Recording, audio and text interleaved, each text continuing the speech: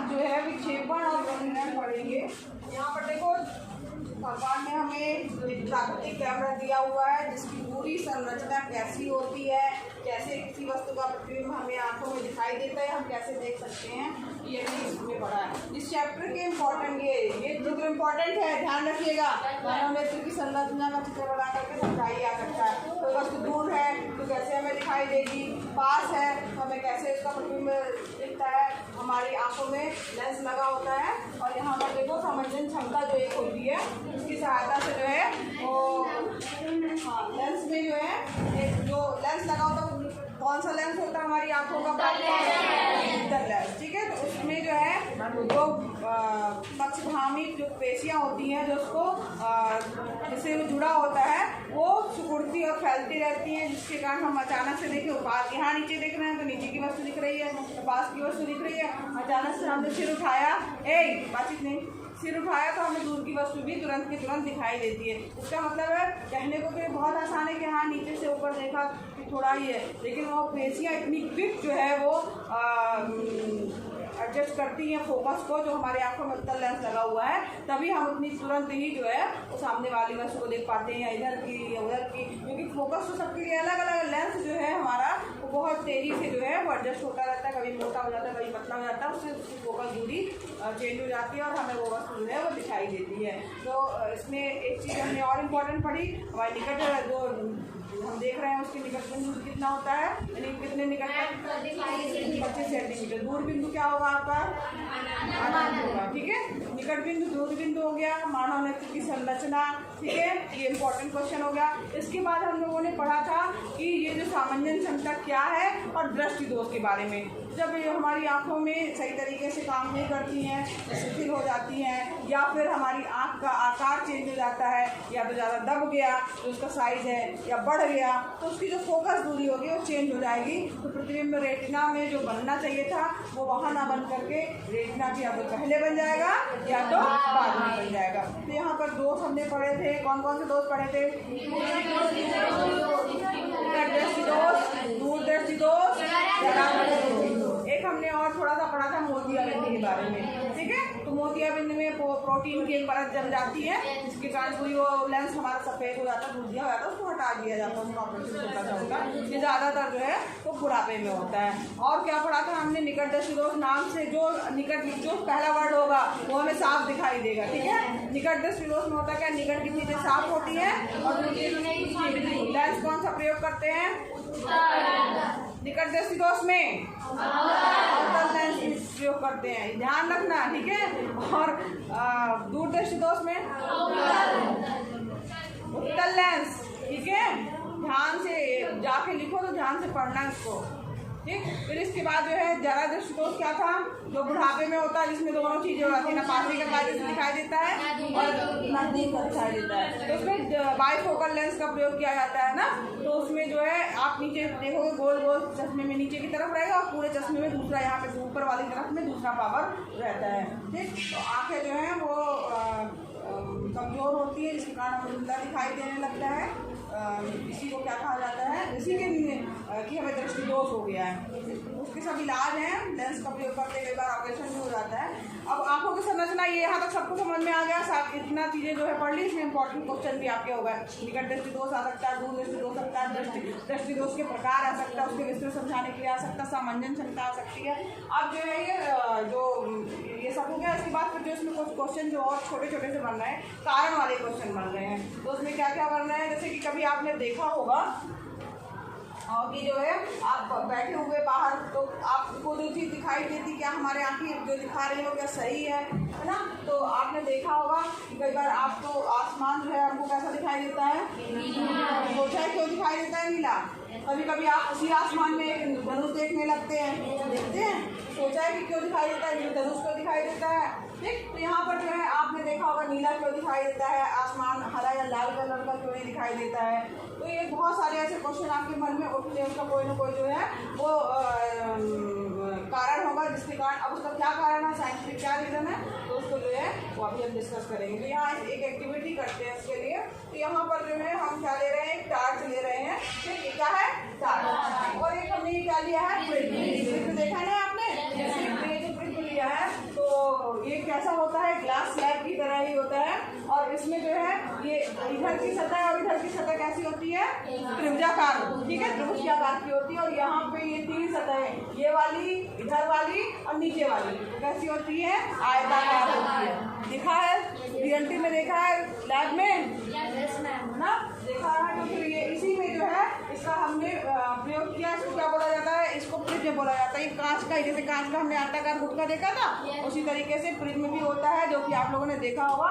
और उसको हम लेंगे। अब इसमें क्या है, कोई भी 2 आयताकार पृष्ठों के बीच के कोण को प्रिज्म कोण कहा जाता है। जो ये जो आयताकार पृष्ठों के बीच में जो कोण बन रहा है तो वो प्रिज्म कोण कहलाएगा। ठीक, अब हमने यहाँ पर टार्च लिया और प्रिज्म लिया। ये प्रिज्म को हमने इस तरीके से रखा कि ये चौकोर वाला आयताकार पृष्ठ जो है इधर रहेगा। और यहाँ से हमने टार्च में से प्रकाश डाला, यानी प्रकाश हमारा आ रहा है, जो कि हमें श्वेत प्रकाश है। जनरली आप सोचते होंगे कि ये श्वेत प्रकाश, आप देखते होंगे कि प्रकाश कैसा दिखाई देता है, कुछ दिखाई देता है, नहीं दिखाई देता। तो ये माना जाता है कि प्रकाश का कलर जो है वो श्वेत प्रकाश है, और उसको जनरली श्वेत प्रकाश माना जाता है, कहा जाता है कि श्वेत प्रकाश होता है।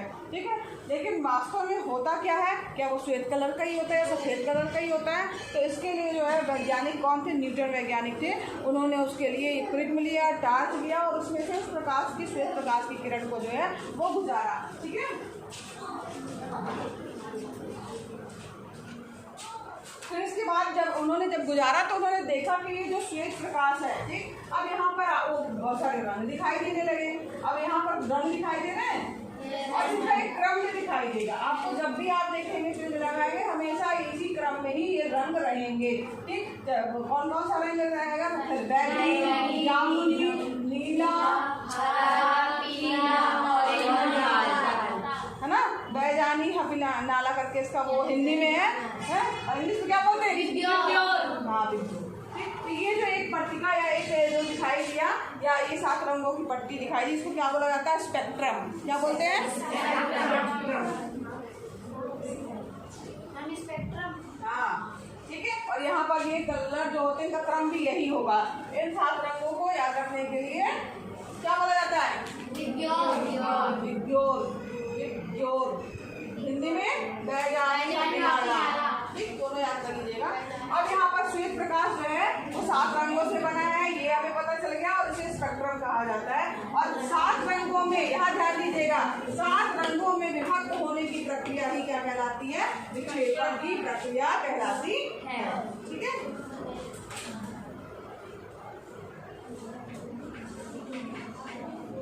तो ये प्रकाश जो है वो 7 रंगों में हमारा विभक्त हो गया। ये इसके बीच में जो एंगल में जो कोण बनाते हुए कोई ना कोई, यानी इसमें कौन सी घटना होगी, प्रकाश जो है हवा से वहाँ पहुँच रहा है कांच में, तो अपवर्तन की घटना होगी। ठीक है, तो यहाँ पर आइजैक न्यूटन थे, जो उन्होंने प्रिज्म में जो है वो प्रकाश को 7 रंगों में बांटा। फिर उन्होंने क्या किया, उसी प्रिज्म को उल्टा करके रख दिया। अब रख दिया तो उन्होंने देखा कि जो 7 रंगों वाला प्रकाश है, जब प्रिज्म में से जाया जाता है तो श्वेत प्रकाश में बदल जाता है। आपने देखा होगा कि जब बारिश वगैरह होती है ना, तो बारिश के समय में ही, दिनों में ही आपको इंद्रधनुष दिखाई देता है आसमान में। तो आसमान में भाई ऐसी कौन सी घटना हो जाती है कि प्रकाश जो है वो 7 रंगों में विभक्त हो जाता है। उसको तो हमने प्रिज्म में बांट के देखा। तो यहाँ पर आसमान में तो कोई प्रिज्म है नहीं, तो वास्तव में होता क्या है यहाँ पर कि जब बारिश होती है तो बहुत सारे जो है बारिश के टाइम पे जो है वो पानी गिरता है, और उसमें ओस की बूंदें रहती हैं, या एक तरह से कहा जाए पानी की बूंदें रहती हैं। वो बूंदें जब बारिश खत्म हो जाती है उसके बाद भी हमारे वातावरण में क्या रहती है, विद्यमान रहती है, उपस्थित रहती है। और ये जो बूंदें होती हैं इसमें क्या होता है कि इसमें भी अपवर्तन की घटना होती है। अपवर्तन क्या है, एक मिनट बताइए। सबसे पहले ये बताइए, आप लोगों ने प्रयोग किया, कौन सा किया था, कांच के गुटके में अपवर्तन की घटना। तो यहाँ से पूछा जा सकता है अपवर्तन क्या है। तो प्रकाश का, जब प्रकाश एक माध्यम से दूसरे माध्यम में जाता है तो अपने मार्ग से विचलित हो जाता है। ये घटना क्या कहलाती है, अपवर्तन के 2 नियम है। कौन कौन से नियम है,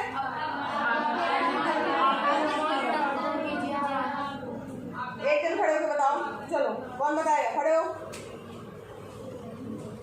बता, तुम बताओ। आपतित किरण, अपवर्तित किरण, अविलंब, तीनों एक नहीं,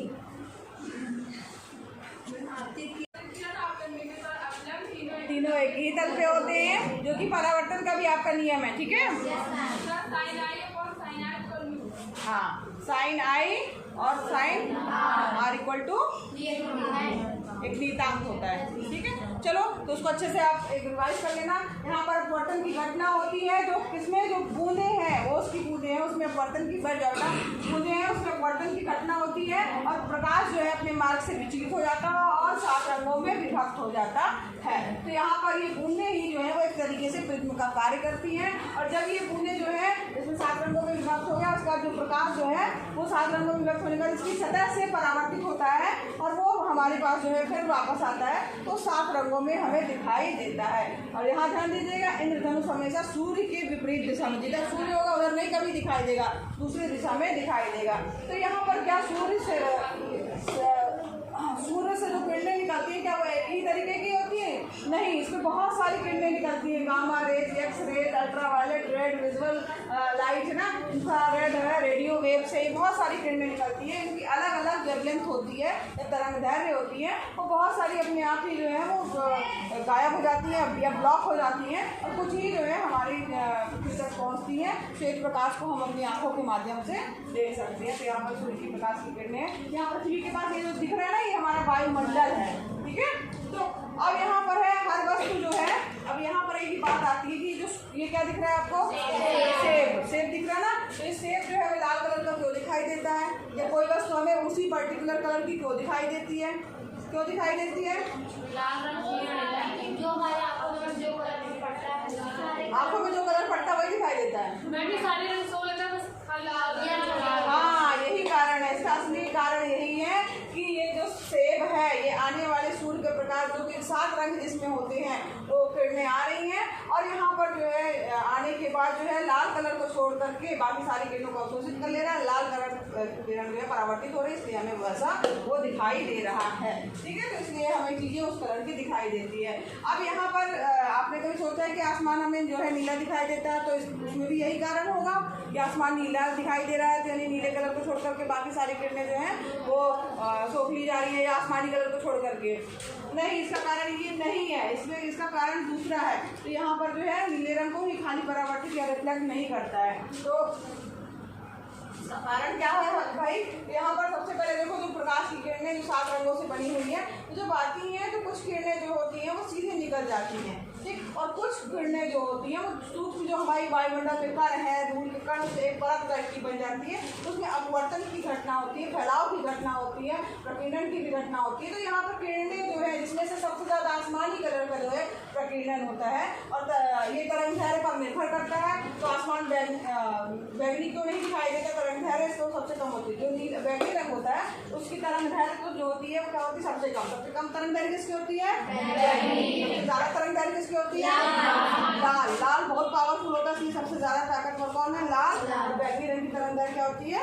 कम होती है। और इसकी तरंगदैर्घ्य ज़्यादा होने के कारण ही जब आपने देखा होगा ट्रेन में जो है खतरे का निशान को लाल बनाया जाता है क्योंकि वो दूर से ही हमें दिखाई देने लगता है, इसीलिए और कलर का नहीं बनाया जाता, खतरे का निशान लाल कलर का बनाया जाता है। तो यहाँ पर देखो इसकी तरंगदैर्घ्य ज़्यादा है, इसकी कम। लेकिन जब वो घटना होती है उसमें प्रकीर्णन की जो घटना होती है उसमें आसमानी कलर जो है वो फैलाव ज़्यादा हो जाता है, जिसके कारण ही हमें आसमान कैसा दिखाई देता है? आसमानी कलर का दिखाई देता है। लेकिन आपने कई बार देखा होगा कि जब सूर्योदय होता है, सूर्यास्त होता है, तो उसमें आसमान आपको आसमानी ना दिखाई दे करके थोड़ा सा ऑरेंजिस कलर का या रेड से कलर का दिखाई देता है। तो ऐसा होता क्यों है? तो सुबह शाम जो है वो लाल लाल रंग का दिखाई देता है। उसका कारण कभी सोचा है आपने? नहीं। देखो जब ये सुबह होती है तो सूर्य का जो होता है हमारा वो यहाँ पर इसकी जो दिशा होती है वो ये देखो यहाँ पर ठीक से जैसे मान लीजिए यहाँ पे होगा, ठीक है, यहाँ पे है, तो यहाँ पर इसकी ये जो दूरी ये जो है वो क्या रहेगी? जो दूरी ज़्यादा रहेगी। जब सूर्य ऊपर की ओर होता है तो उसकी दूरी कम होती है, ठीक है। तो यहाँ पर देखो जब ये ज़्यादा दूरी है यहाँ पे कम दूरी है, तो यहाँ पर ज़्यादा समय तक वायुमंडल में रहने के कारण नीली और बैगनी रंग की किरणें पहले ही प्रकीर्णित या की हो जाती हैं और हमारी आंखों तक केवल लाल ही रंग जो है उस समय पहुँच पाता है। इसके कारण जो आसमान जो होता है सूर्योदय के समय और सूर्यास्त भी होगा तो इस तरफ होगा, ठीक है। तो यहाँ सूर्यास्त इस तरफ होगा तो यहाँ पर हमें वो क्या दिखाई देगा? इसकी जो है वो दूरी जो है वो क्या हो रहेगी? ज़्यादा रहेगी और इसकी दूरी क्या रहेगी? कम रहेगी। तो जितनी कम दूरी रहेगी उतना वो आसमानी कलर का दिखाई देगा और जितनी ज़्यादा दूरी रहेगी उस समय वो लाल कलर का हमें दिखाई देता है, ठीक है।